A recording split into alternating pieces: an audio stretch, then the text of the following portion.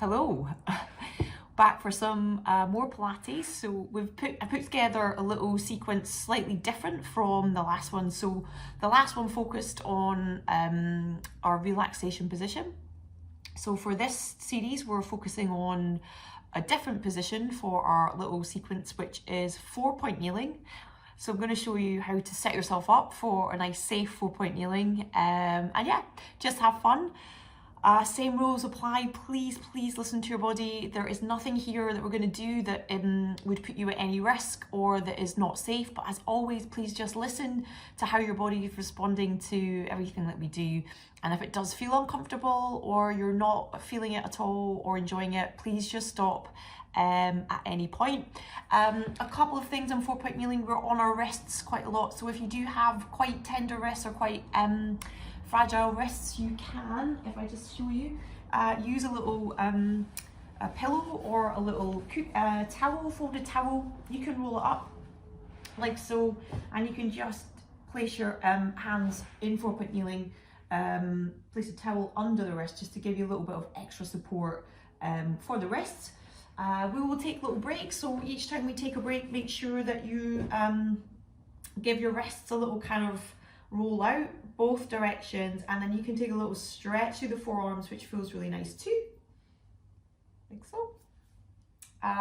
So without further ado, let's get on and do some 4-point kneeling. So for 4-point kneeling in Pilates, we set ourselves up in a kind of tabletop position. So we look for knees to be underneath our hips, and we look also for a nice long line from the shoulder down to the wrist. So we're not here, that wouldn't be quite right. We have our knees underneath our hips, and we have our wrists directly underneath our shoulder. So we're in like a kind of nice rectangle shape, or a nice tabletop position is sometimes what it's called.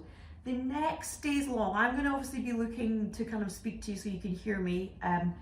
However, your head, your eye gaze should be straight down in between your two hands. So the neck is long, so it's not bent away down here, and it's not tucked away up here, not shortened, not over flexed. It's just what we call nice and neutral, which means our eye gaze is just straight down. We press the mat away, so we're not sunk in between the shoulder blades here. We press the mat away, so it's a very active position. And from here, we're going to start with one of my most favorite Pilates exercises. It's an exercise called cat, where we just take a little C curve through the spine.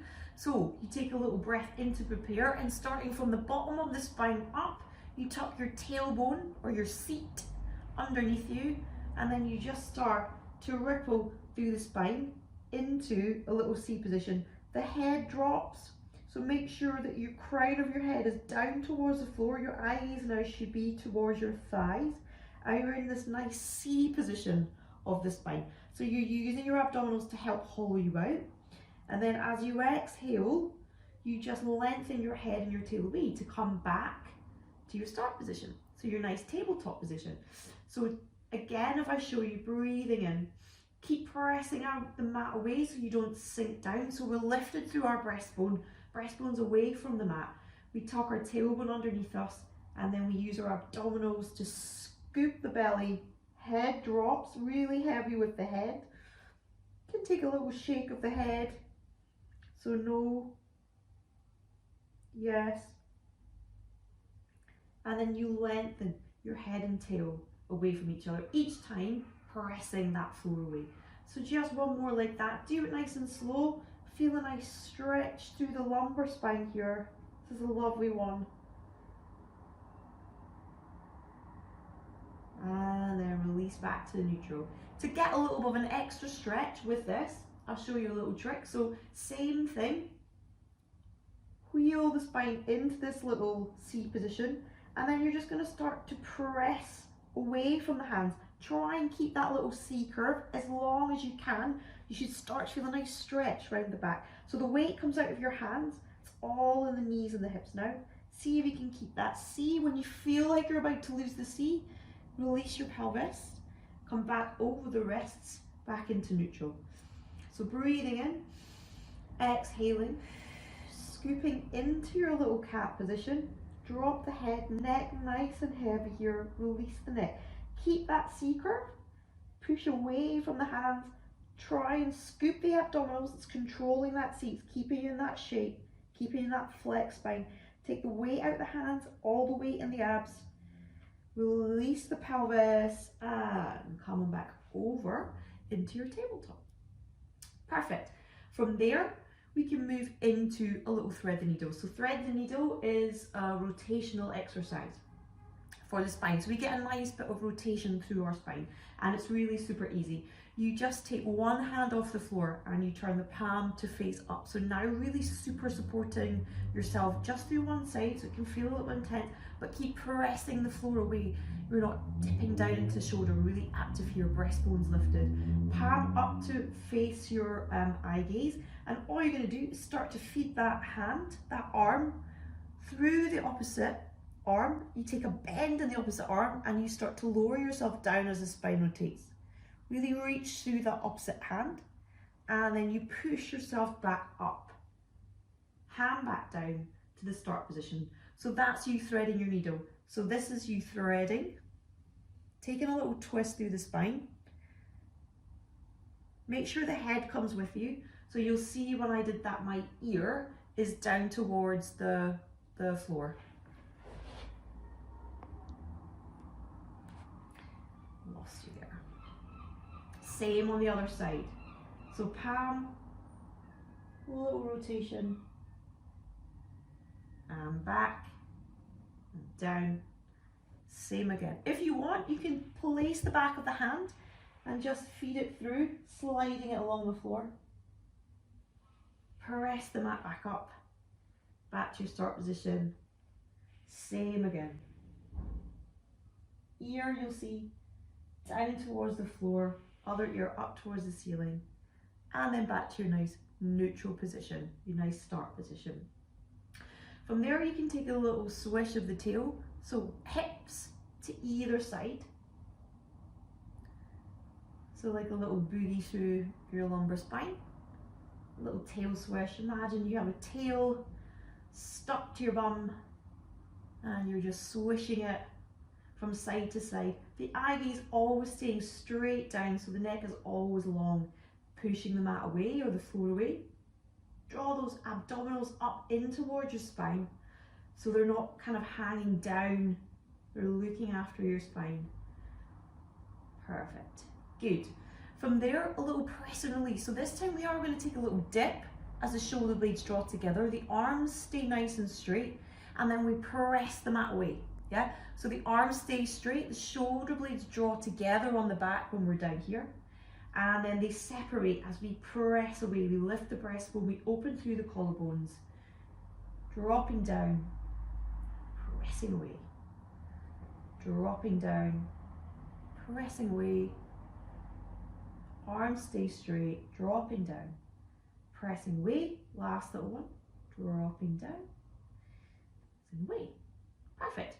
From there, we'll take a little break of the wrist. So push yourself back, bum towards the heels, and then you can slide on up, bring your hands with you, and take a little roll out of the wrist. So really important that if you're on your wrist for a kind of long time, you give them a little break. So give them a little circle each way, move the fingers, and then you can take a little stretch through the forearm.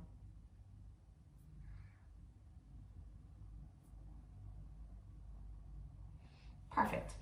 And we're just going to do one more in this position, which is a little challenge on your balance and a little challenge on your coordination. So we need to make sure with this one that we scoop our abdominals up and in towards our spine, so as we keep the spine nice and supported, and all the time trying to keep that nice neutral curve in the lumbar spine as we move. So back into our 4-point kneeling. Remember, knees under hips, wrists are under shoulders, and then we press the mat away. We're in this nice neutral spine, and the eye gaze straight down, so the neck is long.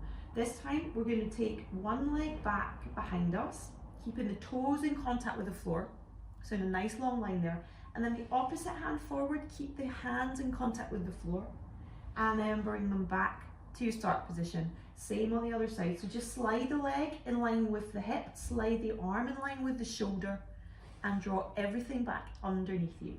Keep pressing the mat away, keep scooping your abdominals in towards your belly so as the spine's nice and protected.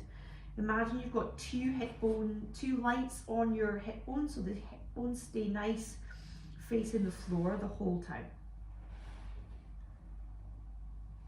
And back in, and opposite arm, and back in. Yay! It's fun.